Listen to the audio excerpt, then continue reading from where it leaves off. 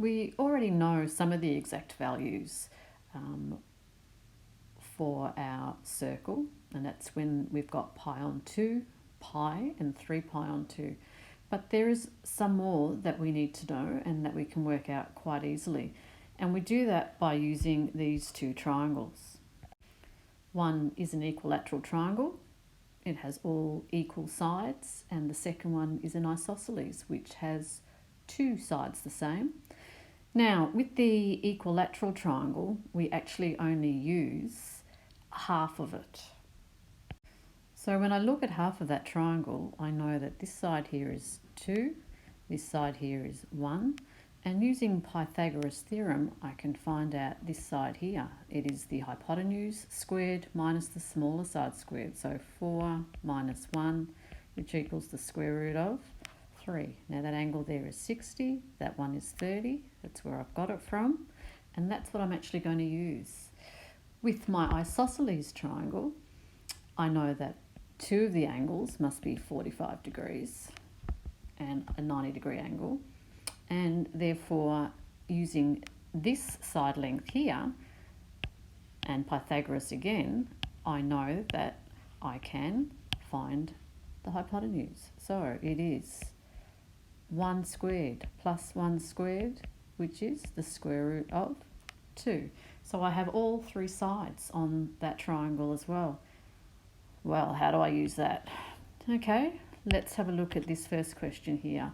Sine of 30 degrees. Well, where is 30 degrees? It's in my equilateral triangle.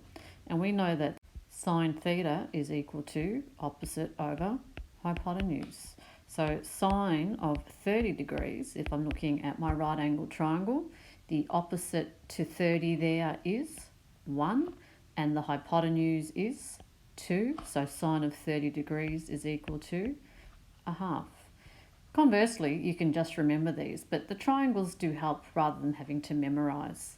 So let's go and try a few more. Tan of 45 degrees. Well, tan theta is equal to opposite over adjacent. So tan of 45 degrees is equal to, now let's look at our isosceles. That's where our 45-degree angles are. Now it doesn't matter which one I use, it's going to be the same. So tan opposite of that is 1, and the adjacent is also 1. So 1 over 1, so tan of 45 degrees is simply equal to 1. Cos of 60, where do I find that? Well, 60 degrees again is in the equilateral triangle. Cos of theta equals adjacent over hypotenuse.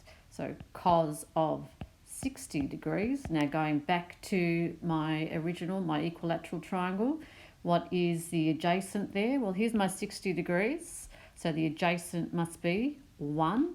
And what is the hypotenuse? It is 2. So cos of 60 degrees is equal to a half.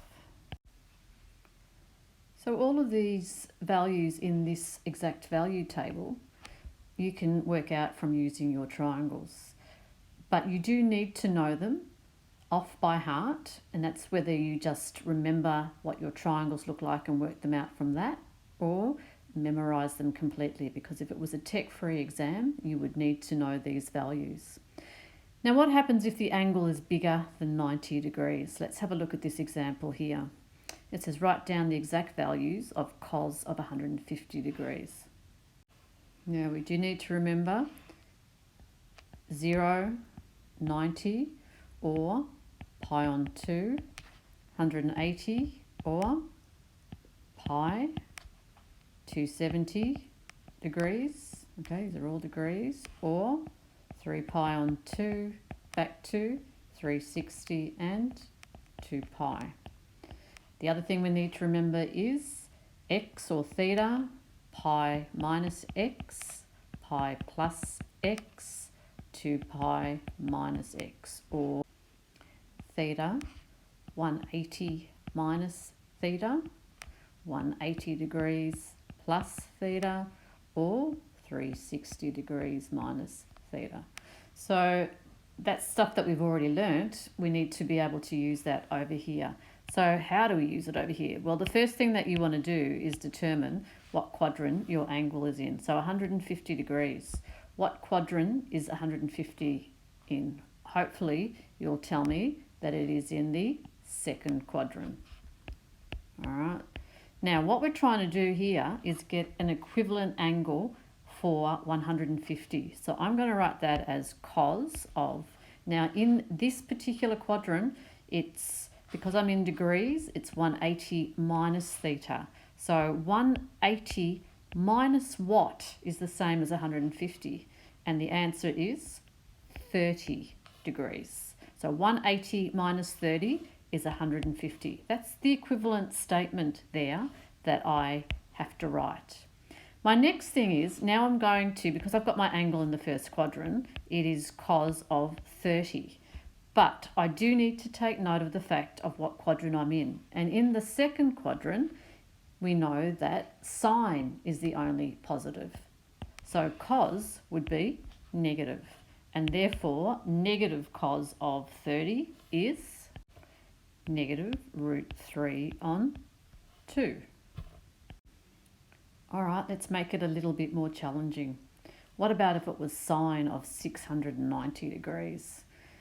690 is in which quadrant? Well, have a look. You go all the way around once, and that would be 360. You go around twice, that would be 720. So 720 is too big, and then if you go back 90, that would be 630. So we know that it's in this quadrant here somewhere. So I'm going to write this as sine of 720, because I've gone around twice, so it's 4 pi if you like, take away 30 degrees. Remember, this always has to be an angle. This always has to be an angle in the first quadrant. So it's 720 because I'm in the fourth quadrant, but I've gone around twice. It's 720 take away 30. Now, what's the next step? Well, I know that it's going to be sine of 30. That's how I'm going to actually work it out. But in the fourth quadrant, that's where I am, is sine positive or negative? Well, it's negative because cos is the positive one, yeah? So therefore, negative sine of 30 degrees. Come up and have a look at your exact value table or your triangle, and you get negative 1/2. So even if you have to go around 2 or 3 times, it shouldn't make any difference. And again, we were in the fourth quadrant there.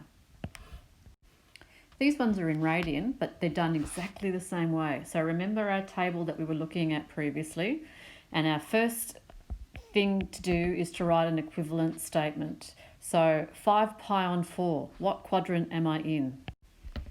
Well, hopefully you can see that 5 on 4 is equal to 1 1/4. So that would be 1 1/4 pi. Well, this is 1 pi here. So 5 pi on 4 must be in this quadrant here somewhere. So we're talking about the third quadrant. And therefore, in the third quadrant, we know that it is pi plus x that we use.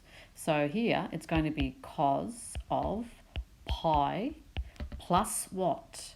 Well, pi is 4 on 4, 4 pi on 4, plus another quarter, so plus pi on 4 is the equivalent statement there. Now, again, this angle here must always be something in the first quadrant, which it is. All right, so we've got our equivalent statement, and we know that we're in the third quadrant. How do we now go about doing this? Well, remember, we now can write cos of pi on 4, because that's our angle in the first quadrant.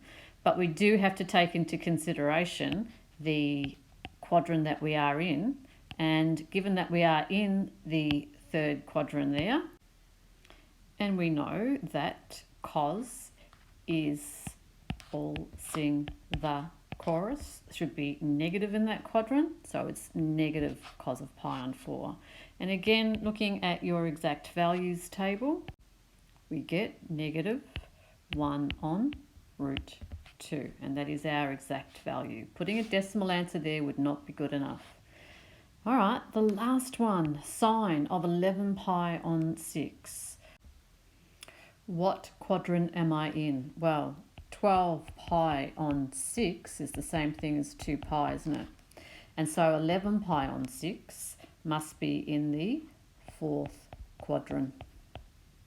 So we must be in here somewhere. And what I want to do is write an equivalent statement for that. In the fourth quadrant, it is 2 pi minus x. So it's going to be sine of 2 pi minus. All right, remember 2 pi is 12 pi on 6. So 12 pi on 6, take away what is 11 pi on 6. Hopefully you're saying 1 pi on 6 or just pi on 6.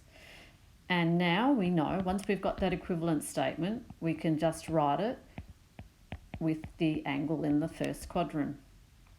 The last thing we need to check for is what quadrant we were originally in, which was the fourth. And we know that in the fourth quadrant, that cosine is the only thing that's positive. So my answer there would be a negative sine pi on 6. So therefore, when I look at my exact values table or my triangles, I would get negative 1/2. So the aim here is to always know what quadrant your original question was in, to work everything back to the first quadrant, but making sure that you keep in mind where you actually came from in the first place.